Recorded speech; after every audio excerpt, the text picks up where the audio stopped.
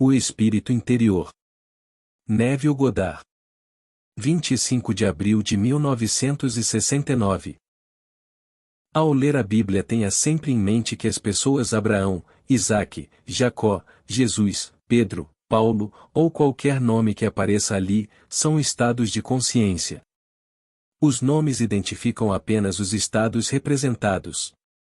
Se você vê os personagens como pessoas, você entende mal as Escrituras, pois os nomes são simplesmente personificações de estados eternos que serão revelados a você, homem mortal, em uma série de revelações divinas. Satanás, por exemplo, personifica o estado de completa incredulidade. No estado de Satanás, você não pode aceitar algo como real, a menos que possa tocá-lo ou vê-lo. Blake nos diz: e Satanás acredita que o pecado desagrada a Deus. Ele deveria saber que nada desagrada a Deus, exceto a incredulidade e o consumo da árvore do conhecimento do bem e do mal. O combate do bem e do mal é comer da árvore do conhecimento. O combate da verdade e do erro é comer da árvore da vida. Estes não são apenas universais, mas particulares. Cada um é personificado. Aqui ele fala de Satanás como um estado eterno no qual qualquer um pode cair quando um estado é negado porque não está em harmonia com os sentidos externos. Mas todo místico digno desse nome sabe que um julgamento verdadeiro não precisa se conformar aos fatos externos aos quais se refere. Se eu disser e eles não são lindos, e você não vê nada, você pode não concordar. Isso é porque você não está vendo o que eu sou. Posso estar vendo uma dúzia de rosas vermelhas em um vaso de cristal colocado sobre uma mesa de canto da minha sala. Agora, na medida em que eu estiver convencido de que eles estão lá, sua aparência se tornará um fato. Isto eu sei por experiência, portanto sei que um julgamento verdadeiro não precisa se conformar aos fatos externos aos quais se refere. Satanás insiste que sim, mas a verdade, chamada Jesus Cristo, nos diz que não precisa ser assim.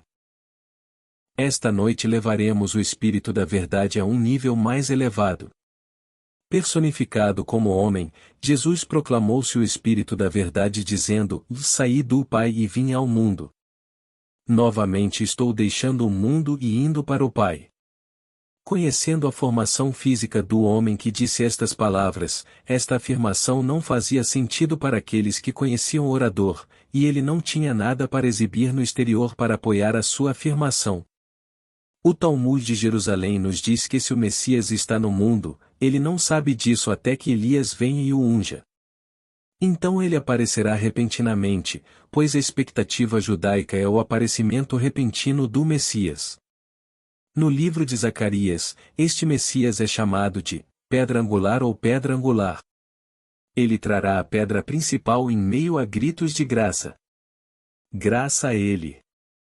E no livro de João lemos: a lei foi dada por meio de Moisés, mas a graça e a verdade vieram por meio de Jesus Cristo. Aqui vemos que ele é a pedra principal, bem como a pedra fundamental, da qual não há outra. Agora, a pedra fundamental é oca, pois contém a planta do edifício. Deve haver um plano, um propósito para uma construção, para que na pedra oca da fundação os documentos sejam depositados. Esta estrutura é o templo do Deus vivo, do qual você é. Seu plano de salvação está enterrado em seu crânio e você está destinado a concretizar esse plano, à medida que a graça e a verdade revelam que você é o único Jesus Cristo. Uma senhora escreveu esta semana, dizendo: há uma semana, na segunda-feira passada, ao fechar os olhos no silêncio, agradeci-lhe por mais uma vez explicar a lei, embora já saiba tudo sobre ela, quando ouvi você dizer: mas você realmente sabe disso? Então percebi que sabia disso com a minha mente superficial, mas não acreditava realmente nisso nas profundezas do meu ser. De repente, uma pirâmide apareceu sem a pedra superior. Uma esfera estava acima da pirâmide, encimada por uma coroa delineada por uma luz branca cintilante. A esfera começou a girar, fazendo com que tudo ficasse tão brilhante que fechei meus olhos espirituais para retornar a este nível do meu ser. Desde então, senti que se meu olho interior fosse mais forte, eu teria visto um ser emergir daquela luz. Ela está certa, teria feito isso, mas ainda não é hora de ela ver seu verdadeiro eu. Seu maravilhoso crânio é a pedra fundamental escavada onde Cristo está sepultado. Deus e seu poder criativo se tornaram você, humanidade, para que você possa se tornar como Ele é, pois Ele é a consciência de cada criança nascida de mulher, e na plenitude do tempo um ser emergirá daquela pedra para saber que é a luz do mundo. No capítulo 3 da primeira epístola de João, lemos: ainda não é manifesto o que seremos, mas sabemos que, quando Ele se manifestar, o conheceremos, pois seremos semelhantes a Ele. Sim. Quando o plano de salvação de Deus se revelar em você, você não apenas será como Ele, mas será um com Ele. Para externalizar a verdade, ou o erro, é necessário que um homem seja seu agente, portanto, a verdade é o homem. As Escrituras personificam a verdade, mas o homem, sem perceber isso, vê um homenzinho único e não o plano de Deus. Tendo desdobrado seu plano de salvação num homem, Deus usa esse homem como seu agente para dizer: eu sou o caminho, a verdade e a luz. Ninguém vem ao Pai senão por mim. Se vocês me conhecessem, também conheceriam meu Pai, pois eu e meu Pai somos um. Eu, a palavra viva, vim ao mundo para experimentar as Escrituras e não posso voltar para ele vazio, mas devo realizar aquilo que propus e prosperar naquilo para o qual fui enviado. O Antigo Testamento é um esboço do plano de salvação de Deus. Escrita como a história de Israel, é vivenciada espiritualmente por um indivíduo cuja origem física é conhecida, e o mundo vê a pessoa, mas não o estado que ela tem consciência de ser. Esperam que o Messias seja um ser externo a eles, que surja do nada e os surpreenda. Mas o Messias está enterrado naquela pedra fundamental oca que é o crânio do homem. Ele vem de repente, pois quando chega a hora de despertar, tudo o que é dito sobre Jesus Cristo nas Escrituras se desenrola em você, na primeira pessoa do singular, na experiência do tempo presente. Embora eu tenha lido a afirmação no Salmo 40. No volume do livro Tudo Gira em Torno de Mim, eu não sabia que isso era verdade até que o Espírito da Verdade despertou em mim. Agora digo aos meus irmãos que estou partindo deste mundo e vou para meu Pai e seu Pai, para meu Deus e seu Deus, porque sei que somos todos um. O Deus único em um estado diversificado aparece como muitos, mas são necessários muitos para formar o Deus único. Ouve, ó Israel, o Senhor, nosso Deus, o Senhor é o único. Ao ler as Escrituras, lembre-se sempre de que cada palavra tem um significado. A palavra Zacarias significa: Jeová se lembra. No estado de Zacarias você se lembra de sua promessa a Israel, pois a palavra Israel significa governar como Deus. Lembrando, você não governa como um pequeno tirano do mundo, mas como o próprio Deus. Você deve esquecer o conceito de Jesus Cristo como um homenzinho externo a você, pois é Cristo em você quem é a sua esperança de glória. Todas as coisas são feitas por Ele, sejam elas boas ou más, amáveis ou desagradáveis. Um artista não precisa criar apenas o belo, mas pode criar qualquer coisa, e assim é com Deus. Você pode encontrá-lo testando sua maravilhosa imaginação humana. Procurei e descobri que Jesus Cristo era a minha maravilhosa imaginação humana. Agora sei que tudo no meu mundo foi primeiro imaginado por mim. Posso nem sempre me lembrar do ato imaginal relativo às coisas desagradáveis que experimentei, mas imaginei e observei sua realização em meu mundo. Sei que embora não me lembre do ato imaginal, devo tê-lo cometido, pois não posso colher aquilo que não semeei. No capítulo 2 do livro de Jeremias, o Senhor disse: Eu plantei para você uma semente pura, ó Israel. Como você se degenerou? Eu vou te contar como. Indo atrás de deuses estrangeiros, adorando os deuses da astrologia, da numerologia, da riqueza ou das chamadas pessoas importantes. Ah! Acreditando nas coisas do lado de fora e vendo outras causas para os fenômenos da sua vida e não a única causa, que é Deus, a sua maravilhosa imaginação humana, cujo nome é Eu Sou. Um dia você acordará e descobrirá que você é o único Deus. Mas você não vai roubar ninguém, pois são necessários todos os seus irmãos, juntos, para formar uma pirâmide, e quando isso for conseguido, a pedra superior será colocada no lugar. Ora, uma senhora escreveu, dizendo: "Este sonho me perturba muito. No sonho, entrei em uma joalheria requintada e comprei muitos itens, entre os quais estava uma linda joia verde.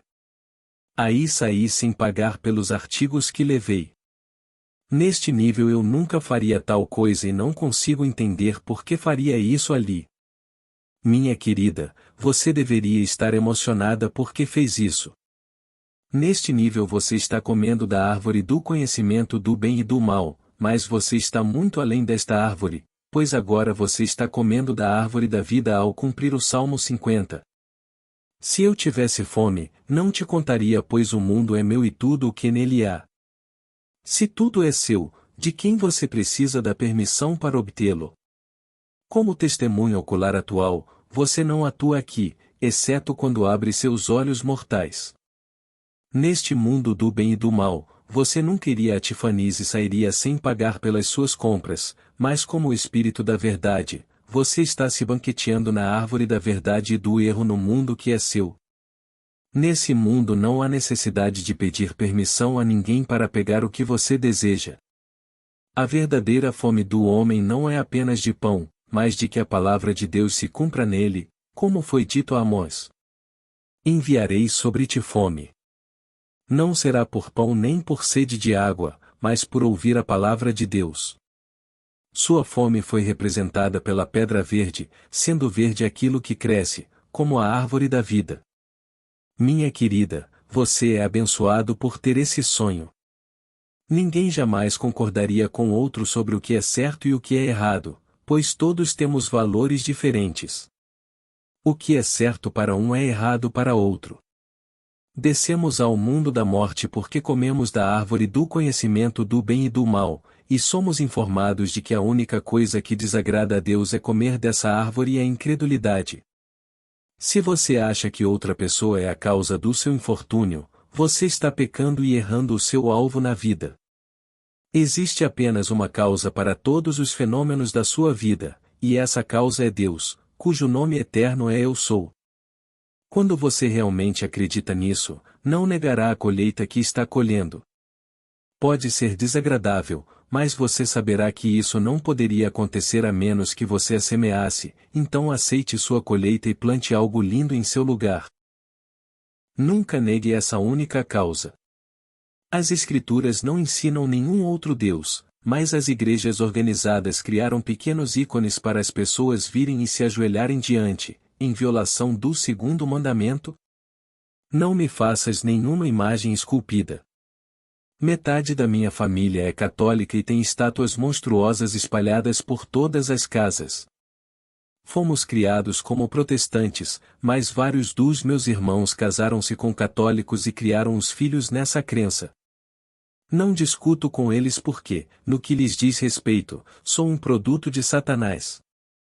Se eu apenas fosse com eles nas manhãs de domingo e fizesse todas as bobagens que eles fazem, seria maravilhoso para eles, mas pensam que estou blasfemando quando lhes digo que o único Cristo irrompeu em mim como eu mesmo, pois conhecem minha origem, meu pai e minha mãe. Eles não conhecem o eu que estava oculto até a chegada de Elias. O corpo que você lava e cuida por fora é o do Elias do Antigo Testamento e o de João Batista do Novo. Vindo ao mundo assumindo uma vestimenta de cabelo, o homem fez todos os esforços para alcançar a salvação por meios físicos, como se fosse uma violência contra o seu apetite. Durante 7 anos, fiz uma dieta de fome apenas de vegetais e fui ficando cada vez mais magro e cada vez mais fraco. Eu era jovem e viril. Eu desejava tudo o que um homem normal desejaria, mas fiz uma dieta de celibato e tive pesadelos com minhas repressões, me perguntando por que elas estavam acontecendo comigo quando eu tentava ser um homem tão santo. Abel uma vez me disse que eu era tão bom que não servia para nada. Esse é João Batista, o homem exterior, que deve ser contido e decapitado antes que Cristo possa vir ao mundo. Isto eu sei por experiência própria, pois certamente não o esperava. Adormeci normalmente, sem saber que nas primeiras horas da manhã ele iria explodir em mim, mas ele o fez, pois acordei e me encontrei em uma tumba que era meu crânio. Então, em 1260 dias, tudo o que foi dito sobre Jesus Cristo se desdobrou em mim na primeira pessoa do singular, no presente, exatamente como nos foi contado no livro de Daniel e confirmado no livro do Apocalipse. Agora eu, a verdade personificada, estou sozinho e aponto o único caminho para o Pai, enquanto Satanás, erro personificado, tem a autoridade do mundo por trás dele. O mundo aceitou o erro ao adorar as suas interpretações erradas das Escrituras que se tornaram tradições da Igreja, mas eu despertei e sei exatamente o que aconteceu comigo. Tenho estado na televisão e na rádio 24 horas por dia com ministros, padres e rabinos que me olham de forma estranha quando cito o seu próprio livro para eles. Quando citei as palavras ditas por Davi no Salmo 2 como, eu contarei o decreto do Senhor. Ele me disse, tu és meu filho, hoje eu te gerei e eles disseram. Mas essa citação pertence a Jesus Cristo. Isto é verdade. A afirmação pode ser encontrada no capítulo 3 de Mateus, mas Davi, no Espírito, não chamou Jesus de o meu Senhor? Certa noite, na cidade de Nova York, eu disse a um rabino. David me chamou de padre. Não é esse o cumprimento do Salmo 89? Encontrei Davi. Ele clamou a mim, tu és meu Pai, meu Deus e a rocha da minha salvação. Portanto, não sou eu aquele mencionado no capítulo 20 de Lucas como Cristo? Com isso o rabino colocou as mãos nos ouvidos para impedir tal blasfêmia, mas esta mesma verdade é encontrada em toda a Escritura. Eles o chamaram de blasfemo porque ele disse: eu e meu Pai somos um. Meu Pai é aquele a quem vocês chamam de Deus, mas eu conheço meu Pai e vocês não conhecem o seu Deus.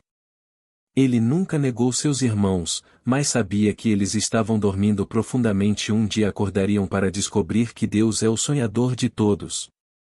No momento ele está sonhando que é você, e quando ele acordar, você será Deus. Ele realmente se tornou como você é, para que você possa se tornar como ele é. Agora, para provar que a lei funciona, você deve experimentá-la. Tenha um objetivo.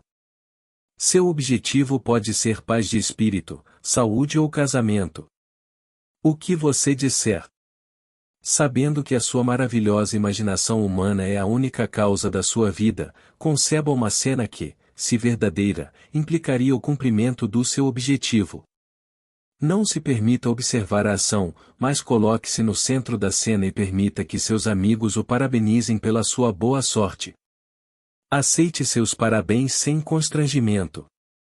Entre no espírito da cena e permaneça lá até que ela pareça real, depois abandone-a com a confiança de que o ato imaginário foi realizado por Deus. Como posso saber disso? Porque o nome de Deus para todos sempre é Eu Sou. Se no momento da sua imaginação eu lhe perguntasse o que você estava fazendo, você teria dito, lhe estou imaginando. Cada vez que você imagina, Deus está agindo e todas as coisas são possíveis para Ele. Tudo o que você precisa fazer agora é esperar pacientemente, confiante de que seu desejo se exteriorizará e, quando isso acontecer, você terá encontrado a causa da criação.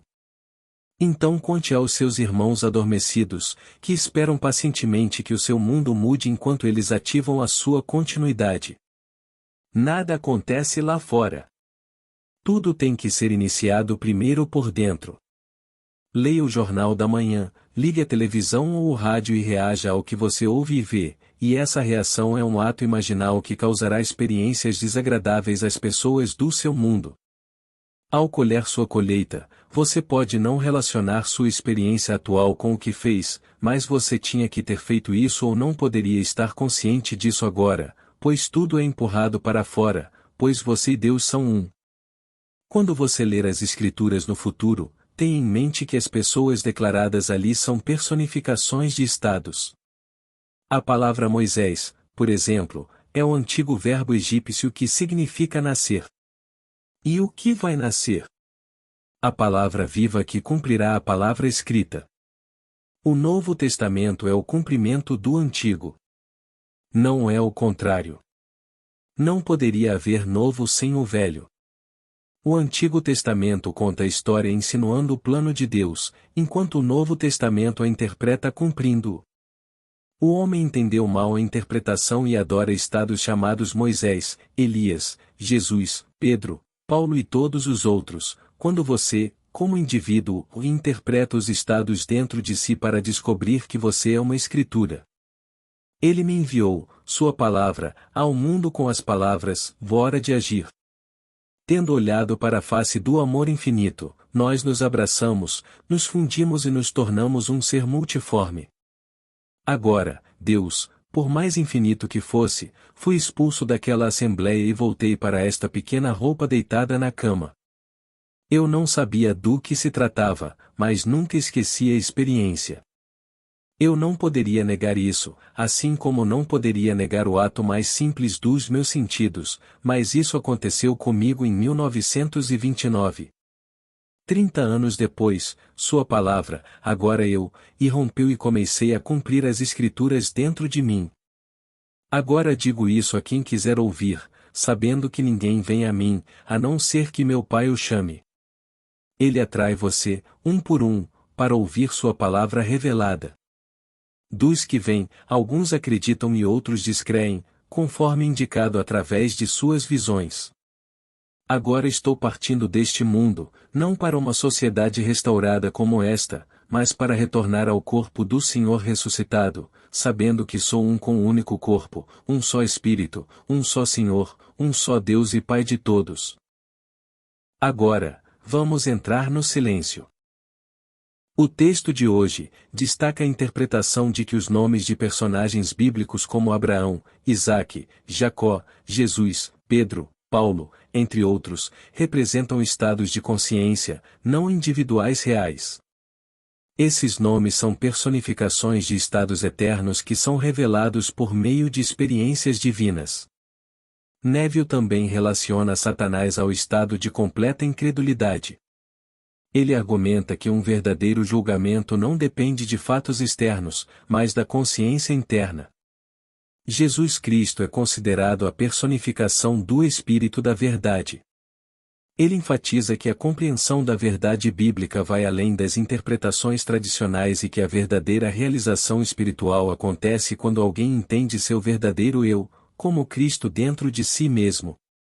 Além disso, Neville aborda a ideia de que Deus é a causa de todas as características da vida e que a imaginação humana desempenha um papel fundamental na criação da realidade. Ele incentiva a aplicação prática da lei da imaginação para manifestar objetivos e enfatiza que tudo começa internamente antes de se manifestar externamente. Ele também destaca a importância de compreender que as figuras bíblicas são representações de estados de consciência. O texto conclui com a ideia de que Neville Goddard está partindo deste mundo para se unir ao corpo do Senhor ressuscitado, enfatizando a unidade espiritual de todos.